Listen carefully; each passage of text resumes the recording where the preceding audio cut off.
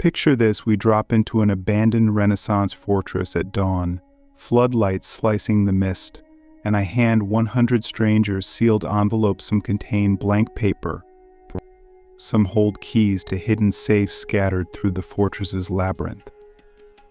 I announce that whoever finds the real treasure vault before sunset keeps everything inside, but there is a twist. No envelope holder may open their own safe key. They must persuade someone else to do it for them. All cameras roll. From the first heartbeat, the fortress crackles with whispered alliances, double crosses, secret symbols scrawled on walls. In other words, we are staging a living laboratory of Machiavellian intelligence, the ability to read minds, bend motivations, and design moves several layers deep. Why does this darker cousin of emotional intelligence fascinate us? Because in every social encounter, from playground to boardroom, invisible games decide who eats well, who gets exiled, who shapes the narrative. Whether we admit it or not, survival still rewards the strategist. Yet most self-help channels talk about authenticity and kindness, as if those alone guarantee influence.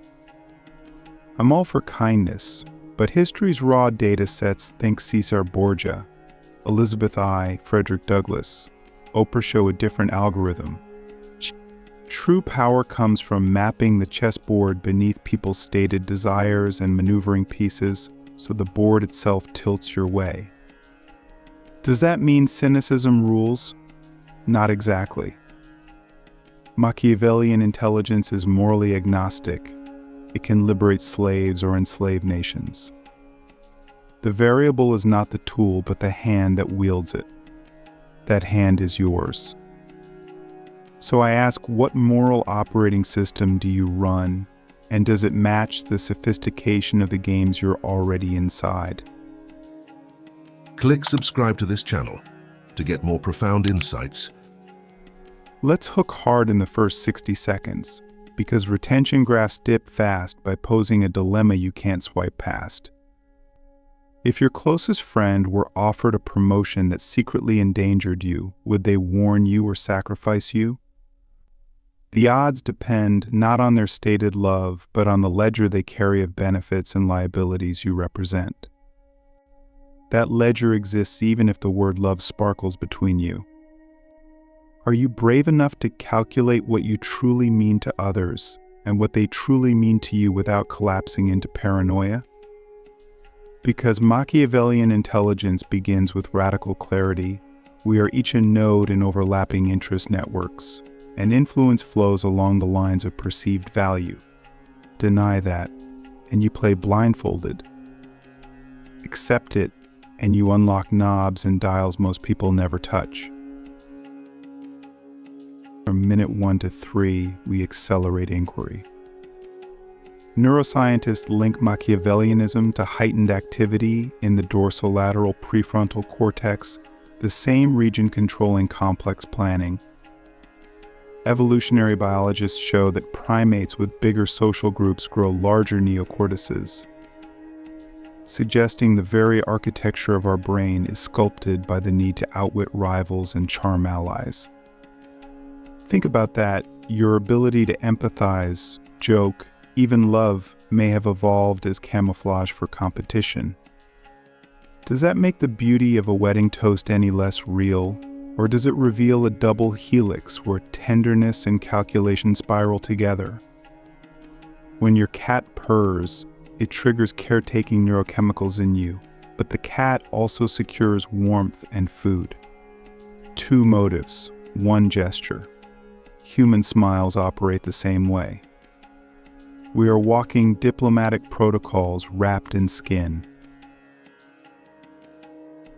At the 3-minute mark, let's re-engage with the quote, "Men judge generally more by the eye than by the hand, for everyone can see how you appear, few can touch what you are."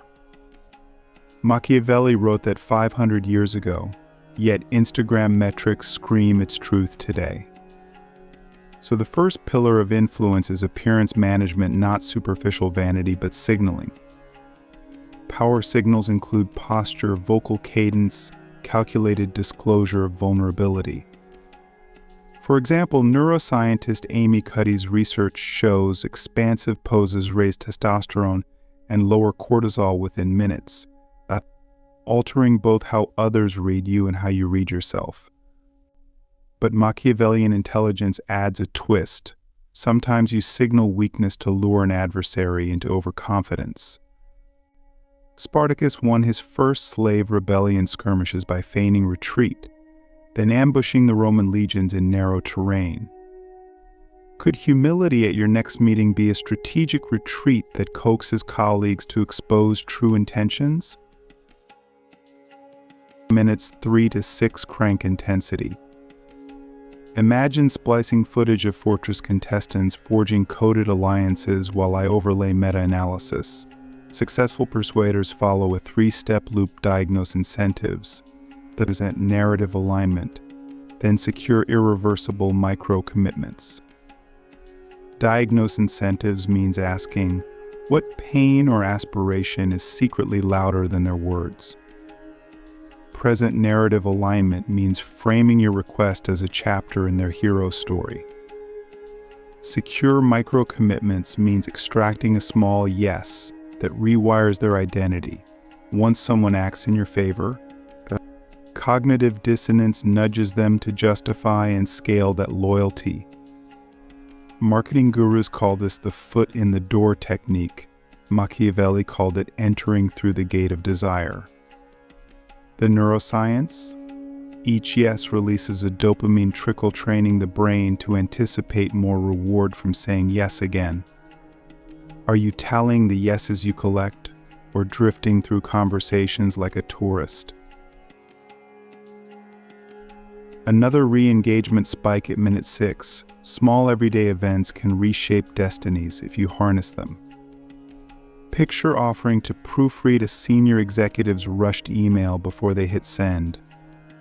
10 minutes later, your invisible leverage multiplies because you touched their reputation pipeline at a vulnerable node. Most people overlook micro-leverage points because they idolize grand gestures. Machiavellian intelligence sees that a subtle nudge at the right hinge swings the iron gate of fate. What hinge near you creaks for want of a gentle push? As we glide beyond minute 6, viewers are fully invested, so we guide toward resolution. Influence is not zero-sum if you master coalition design. In the Fortress experiment, 2 women quietly form a triadic cell with a reserved coder. They pool information, misdirect louder factions, and when final clues converge, they share a safes combination, knowing unity maximizes payout. This illustrates the principle of latent power. Overt conflict exhausts energy, stealth alliances magnify it. In your life, latent power might mean nurturing a cross-department friendship network, so when budget season erupts, you already own the informal channels where real decisions coagulate. Ask yourself, do you bank social capital during peacetime or scramble during crisis like everyone else? Now let's zoom into practical ethics, because puppet master fantasies crumble if they betray trust beyond repair. Machiavelli warned that cruelty must be swift and purposeful. Drawn-out cruelty breeds vengeance. Modern translation: when you must decline, critique, or compete, do it cleanly, offer rationale, leave dignity intact. Psychologist Roy Baumeister notes that humans possess a negativity bias where one betrayal outweighs 5 favors. So the dark artist of influence operates with a surgeon's restraint. Are you disciplined enough to wound only when the strategic calculus demands it, and to cauterize the wound with clarity afterward? We're nearing the 1,500-word threshold, so let's crystallize part 1 with a final deep question. If every conversation is a potential power game, what creed prevents your own Machiavellian intelligence from devouring your humanity? carve that creed tonight, because in part 2 we will descend deeper, revealing how to weaponize empathy, predict betrayal before it sprouts, and architect reputations that self-repair after necessary ruthlessness. Empathy sounds like a bedtime virtue, but in the hands of a strategist it becomes night vision goggles piercing motives that ordinary eyes can't detect. When you and I listen past words to the micro quiver in a vocal cord, we glimpse the emotional ledger behind a request: fear of irrelevance, hunger for praise, terror of public failure. The goal is not to exploit pain but to map it, because any unacknowledged ache becomes a predictable lever. Picture sitting across from a colleague who boasts about hitting quarterly targets. Their pupils keep darting to the corridor where layoffs were whispered last week.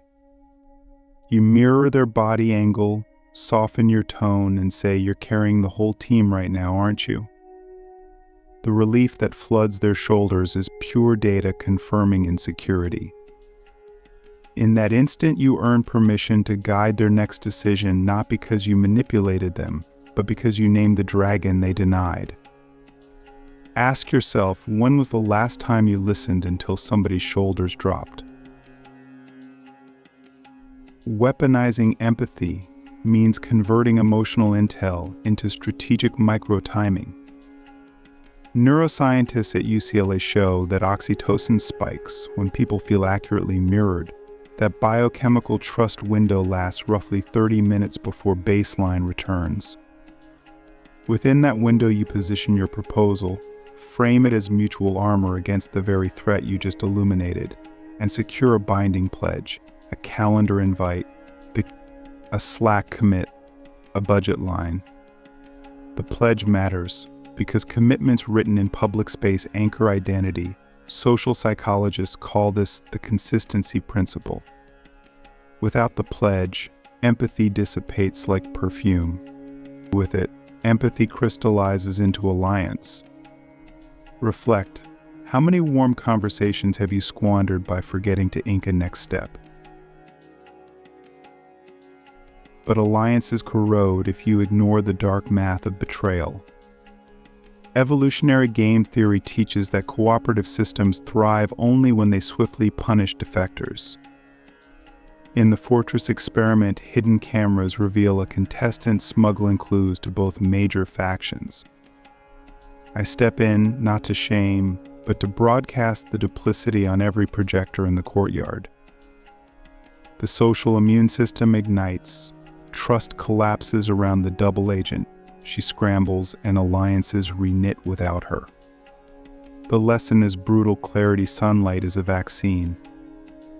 In your world, that sunlight might be a crisp email summarizing agreements after a meeting, CCing all stakeholders so revisionist history has no shadows to hide in.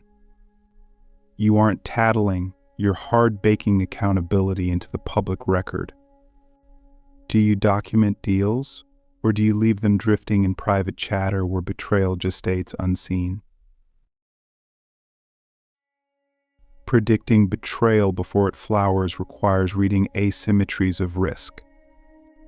If a partner invests less capital, has weaker reputational stakes, or can exit without cost, the betrayal probability escalates. Build a habit, scan every collaboration for unequal downside.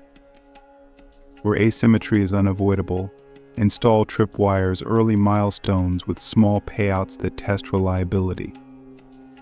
Venture capitalists release funding tranches for precisely this reason.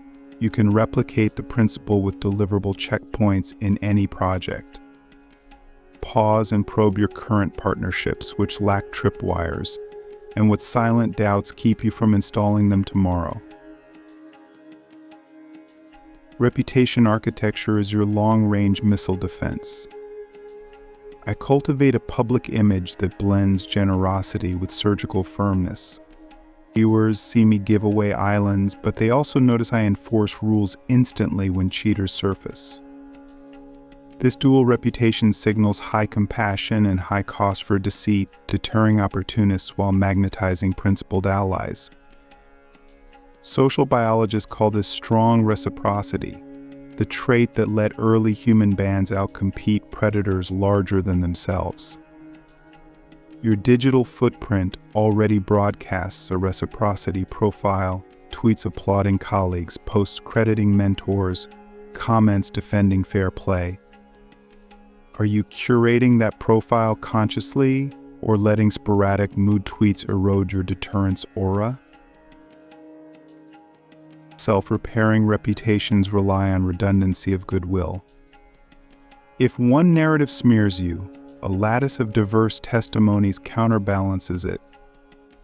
Build that lattice by scattering authentic value across communities, sponsor a niche podcast, mentor interns, share proprietary insights at meetups. Each act plants a witness who can later say, "That's not the person I know." Notice this is the inverse of transactional networking. You give without immediate ask, banking reputational antibodies for crises you can't foresee. Deep question checkpoint. If a critic attacked your character tonight, who would volunteer a defense without you begging? If the list is thin, your influence empire lacks buttresses. Let's integrate tactics through a real-time scenario. Imagine a budget meeting tomorrow where two departments vie for the same funds. You enter having already mapped each stakeholder's hidden metric. One VP obsesses over public-facing innovation, another over internal morale, the CFO over quarterly burn rate optics. During debate, you concede a visible perk the morale VP values, but anchor it to a headline-grabbing initiative for the innovation VP, while structuring cash flow so expenses hit next quarter, satisfying the CFO. None feel manipulated. Each sees their private fear preemptively soothed. You exit with funding and gratitude receipts. Could you outline a similar triangulation blueprint for your next high-stakes conversation before this video ends? Machiavellian intelligence, wielded ethically, also demands exit strategies. Sometimes influence succeeds by leaving the table. Walking away signals you possess alternative resource streams, what economists term BATNA, best alternative to negotiated agreement, and it resets power ratios. The key is pre-engineering your parachutes, parallel job leads, freelance income, cross-industry skills. Camus reminded us rebellion requires options. Machiavelli would nod. Audit your parachutes tonight. If you resign tomorrow, how many bridges could carry you across the river? Strengthen the weakest. We must confront the psychological toll of constant calculation. Decision fatigue is real. Chess grandmasters burn thousands of calories in tournaments. Your brain is no different. Hence you schedule blunt honesty zones, windows with close confidants where masks drop entirely. These oases restore cognitive resources and prevent strategic paranoia from metastasizing. Even Bismarck kept an inner circle that could mock him. Who mocks you lovingly, and do you grant them regular airtime? As we approach 1,500 words, distill the anthem of this chapter. Empathy without strategy is sentiment. Strategy without empathy is tyranny. But their fusion is shadow chess, where every move respects human depth, while steering collective arcs toward your envisioned checkmate. The board is already under your feet. Every nod, email, handshake slides pieces. Will you ignore their vectors or sculpt them? Our next descent will reveal how to transmute these individual maneuvers into a culture machine that propagates your influence even when you sleep, turning chaos into empire stability. Imagine walking into a bustling marketplace you designed in a dream, yet everything moves without your direct touch. Vendors price goods according to principles you whispered once at dusk. buyers greet one another with gestures that echo a story you told around a fire. Conflicts resolve themselves along lines of authority you traced in sand and thought the wind erased. That is what it feels like to sit on the invisible throne your influence diffused into customs, symbols, and incentives so completely that people advance your agenda while believing it is their own. Most rulers never reach this state. They paddle frantically atop waves of compliance, issuing edicts, punishing dissent, always afraid the moment they sleep. Entropy will reclaim the throne. Machiavellian intelligence, at its highest octave, abolishes that fear by weaving your logic into the social fabric itself. Ready to thread the loom? We start with the axiom of cultural gravity. Behavior flows toward what is measured and celebrated. When I give away a private island, viewers go feral, not only for the treasure, but for the story that generosity can be as spectacular as greed. Within days, fan communities replicate mini giveaways, tagging me for recognition. I don't have to cajole them. The spectacle wrote the metric big giving earned spotlight, and the metric scripts behavior. What metric could you install in your tribe, company, or friend group that, once public, would tilt every decision toward your preferred outcome without further coaxing? Perhaps a helpfulness leaderboard where monthly points unlock exclusive mentorship, or a failure museum. Wall where the boldest experiment of the week earns bragging rights. Design the scoreboard, then watch motives reorient like iron filings under a magnet. But measurement alone is brittle without myth. Human beings inhale narrative more readily than data, tweak the myth, and the numbers dance. Machiavelli understood this when he advised Lorenzo de' Medici to mimic founding fathers of Rome by appearing both merciful and terrifying. The myth of dual power kept nobles guessing and citizens loyal. In modern terms, you craft a founding story that fuses two magnetic poles, aspirational transcendence and existential threat. For my fortress experiment, the myth is that strategy can beat brute luck, while chaos punishes naive trust. Every participant embraces cunning as heroic because the narrative crowned it virtue. What founding myth could you narrate for your organization?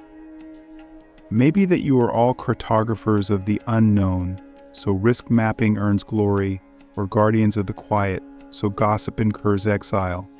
State at once with cinematic flare campfire, lighting, soundtrack, and seed artifacts that repeat it, posters, emojis, slang.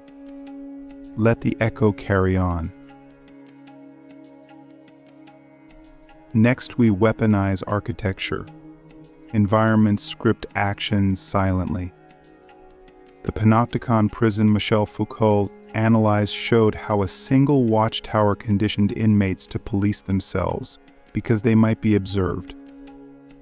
You can invert that dark insight for constructive aims. Arrange open worktables at diagonal sightlines so collaboration becomes default, or hide snack cabinets behind puzzle locks that rotate weekly. We're nudging creative problem solving even during breaks. In virtual settings, configure channels where praise is public but complaints trigger a private check-in bot that asks for solutions as entry tax.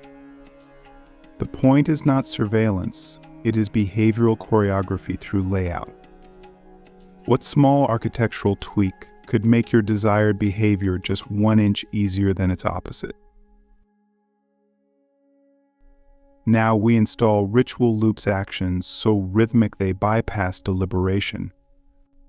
Anthropologists note that rituals bind coalitions by syncing nervous systems. Synchronized rowing or chanting floods participants with endorphins and a sense of shared fate. I open high-stakes challenges with a 2-minute power clap crescendo. Contestants' heart rates align, forging instant tribe. You might open Monday meetings with a win-loss lesson round where each voice shares a micro-victory, a stumble, and the takeaway within 90 seconds. The repetition trains transparency and growth mindset without preaching. Rituals can be absurd, solemn, playful. What matters is cadence and meaning. Ask yourself what daily, weekly, or quarterly beat could lock your values into muscle memory. Influence that lasts also graphs onto hierarchy design. Traditional pyramids hoard decision power at the top, forcing you to micromanage. Better to seed a lattice where authority flows to demonstrated competence and value alignment, what cyber utopians call liquid leadership. In my teams, the editor who salvages a chaotic shoot gains temporary command of the next project's creative direction, regardless of title. This unpredictability spurs everyone to hone niche mastery, knowing the throne rotates. To anchor rotation without chaos, define transparent promotion triggers, metrics hit, virtues displayed, peer votes tallied, boom crown transfers. Such setups multiply your influence because each newly crowned microleader is already indoctrinated in your mythos and metric system. Scan your circles. Where could fluid crowns relieve you of constant oversight? No culture machine survives without immune defenses. Viral rumor, burnout, or free riding can rot structures from within. Build antibodies by decentralizing audit power. Create an anonymous, randomized integrity jury. That spot checks compliance with core rules and publishes findings like open source code reviews. Because selection is random, nobody can predict or bribe the jurors. Because reports are public, norms self-correct. Chinese philosopher Han Fei wrote, "The sage ruler makes his measures open and his eyes many." Modern translation, transparency weaponized as preventive medicine. What open audit can you launch this week? Even a rotating pair of employees, designated reality inspectors, can quash politicized whispering before it metastasizes. Let's pivot to mimetics, the study of ideas as self-replicating viruses. A meme that reinforces your influence should be sticky, easy to recall, remixable, adaptable to contexts, and self-serving. People feel cooler sharing it. Work smarter, not harder is a classic. It flatters the sharer with cunning. I coined generosity as the ultimate flex to shift status economics on my channel. Within months, fans printed shirts, no further push required. Craft a phrase distilling your ethos in 7 words or fewer, test it in casual dialogue, and iterate until people quote it back. That's the moment your throne gains an army of street heralds. Philosophical pause. How do we reconcile such engineered influence with authenticity? The answer lies in telos, your ultimate aim. If the invisible structures you spin elevate collective agency, foster resilience, and expand moral imagination, then strategic design is care in architectural form. Aristotle framed politics as the art of cultivating virtue in citizens. Machiavellian intelligence merely supplies sharper tools.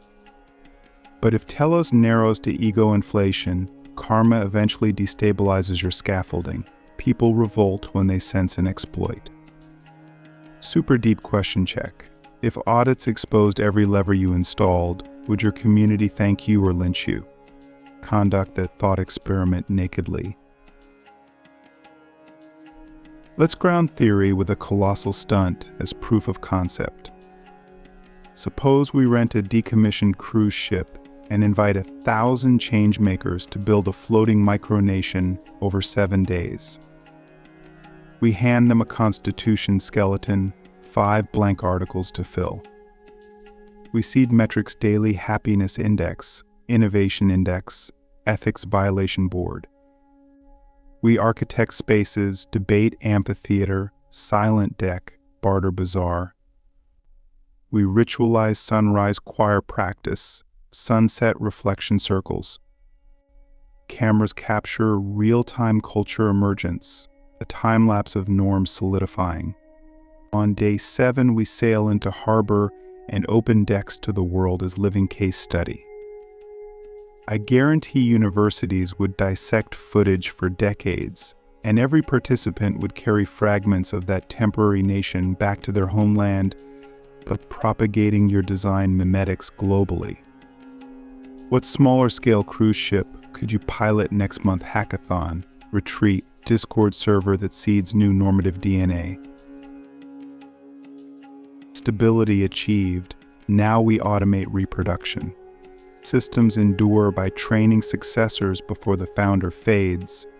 Institute an annual architect's apprenticeship, where acolytes shadow your decision calculus, then must design and deploy a sandbox culture of their own, maybe a weekend service project or virtual conference. They document metrics, myths, rituals learned, fueling a pedagogy library accessible to all.